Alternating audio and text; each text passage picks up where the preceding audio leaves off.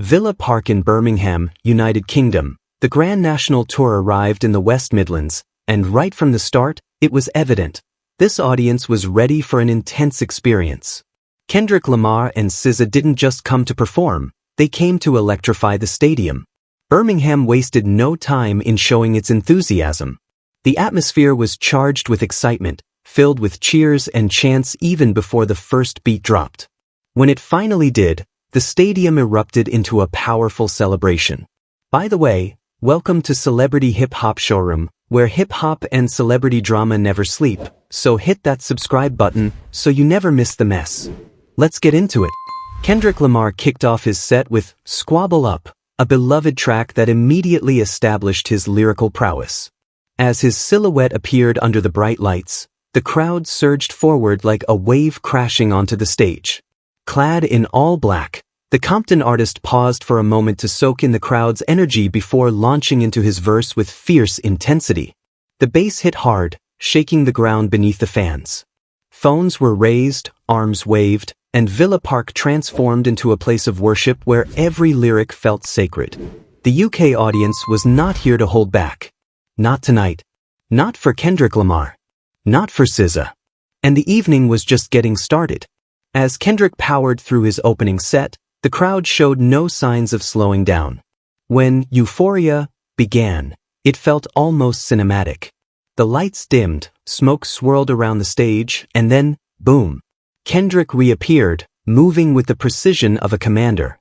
His gaze locked onto the front rows, seemingly selecting each fan who knew his lyrics by heart. What followed was unforgettable. Thousands of fans, their British accents resonating as they echoed every line of Euphoria back to Kendrick. He noticed, smiled, nodded, and continued rapping. Then came one of the night's most heartfelt moments.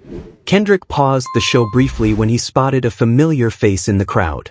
He pointed out into the sea of fans, grinned, and called out to a longtime supporter he referred to as Mike Tyson. No explanation was needed for the nickname. The fans' reactions spoke volumes. It was a personal moment. Before diving into Mad City, Kendrick took a moment to let the audience's cheers fill the silence. Then he launched into the song with intensity. That track, which narrates the struggles of Compton and survival amidst chaos, took on a deeper significance in Birmingham. The crowd's response showed they were not just hyped but truly engaged with every lyric. SZA then took the stage with F2F.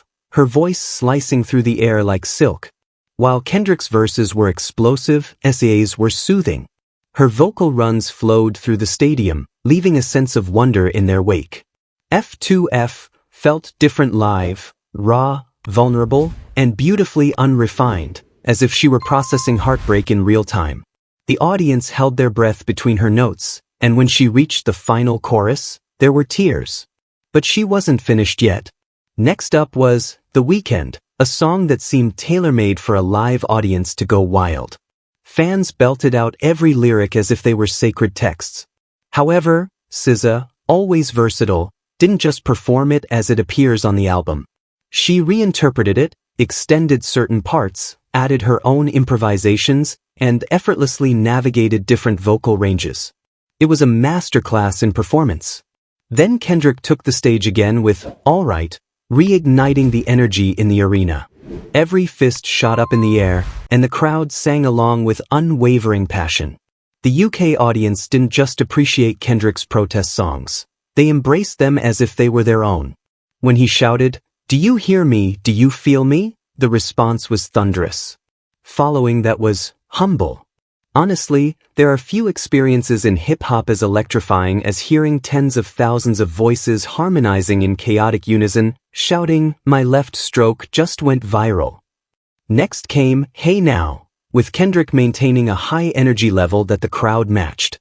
He flawlessly delivered every syllable, beat, and breath without needing any backing track. This was no karaoke, this was Kendrick. Money Trees followed, bringing a refreshing vibe after the intensity.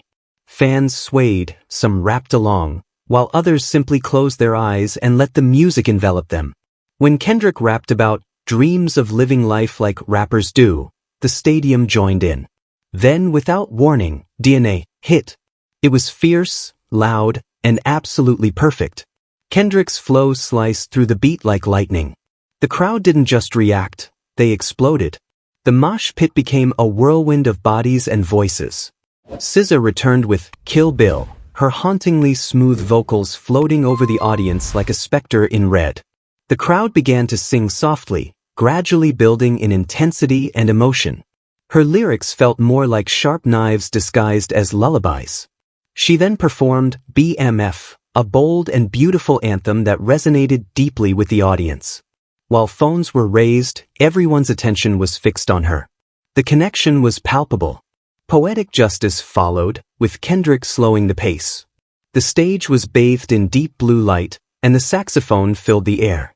As Kendrick rapped, couples embraced, and strangers swayed together. It was a moment of tenderness and intimacy that felt essential. Just when it seemed the energy might dip, N95 kicked in. As that glitchy, jagged beat started, the ground at Villa Park shook once more. Kendrick leaped, stomped, shouted, and raced across the stage. Each line and cadence was delivered with precision, and the crowd responded in unison, word for word. SZA and Kendrick came together for Love, and it felt like witnessing old friends reunite after a long time. Their chemistry was seamless, with their voices fitting together perfectly. The audience was captivated. Then they performed Good Credit, a newer track that quickly became a fan favorite. The hook struck hard, and the beat was sharp. Kendrick rapped with the self-assurance of someone who knows his identity and the significance of the moment. Following that was Not Like Us. This song, which had made waves in 2024, now felt like a celebration in 2025. Kendrick's delivery was sharp, playful, and fierce. Yet the UK audience was unfazed by any controversy, fully appreciating the clever wordplay. Each line hit like an arrow, and every punchline resonated. Fans chanted Kendrick's name even after the music stopped. As the encore approached, something truly magical occurred. SZA returned for one last collaboration with Kendrick on Luther, a slow-burning track that had evolved from a hidden gem to a defining moment of the tour. Their exchange felt spiritual. Kendrick rapped as if in prayer, while SZA sang with the fervor of a testimony. The crowd swayed in respectful silence, united in the moment. To wrap things up, Kendrick revisited Euphoria, not to perform it again, but to relive it. The beat started slowly, allowing the audience to fill in the initial lines. They did so, and then Kendrick moved to the front of the stage, crouching to connect with the fans, rapping alongside them. This wasn't about ego or performance, it was a shared experience, a transfer of energy. As the stadium lights went out, a spotlight shone on Kendrick. He took a moment, then said, "I choose me, I'm sorry." With that, he disappeared. The crowd was momentarily stunned before erupting into a thunderous applause that resonated through the Birmingham night. What unfolded at Villa Park was more than just a concert, it was a powerful reminder. A reminder of Kendrick Lamar's unparalleled mastery of language and energy, of SZA's ability to touch hearts with a single note, and of the fact that music, when executed at this level, transcends genre, language, and borders. Birmingham didn't just host the Grand National Tour, it became part of its legacy. For the fortunate fans in attendance, the memories won't just be of the songs. They'll remember how they felt when the songs resonated with them. This was not merely a show, it was a moment in history. I'd love to hear your thoughts on this situation, so please share your opinions in the comments. Also, don't forget to like, subscribe, and turn on notifications to stay updated on this story.